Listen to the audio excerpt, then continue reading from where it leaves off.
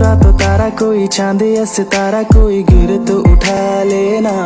ছোট পর্দার পরিচিত মুখ অভিনেত্রী আয়েশা খান নাটক ওয়েব সিরিজের পাশাপাশি বড় পর্দায় কাজ করেও দর্শকের মনে জায়গা করে নিয়েছেন।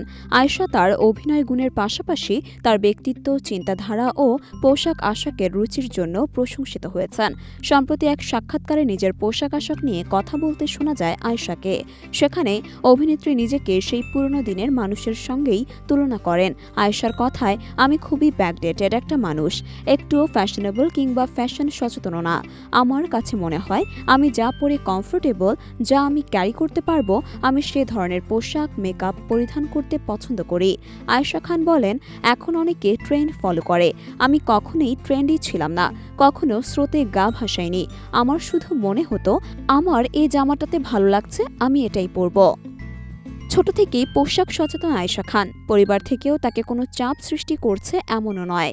আয়েশা এসব জানিয়ে বলেন, ছোট থেকেই আমি নিজে থেকেই সচেতন ছিলাম, কখনো পরিবার থেকে বলেনি বা চাপ দেয়নি।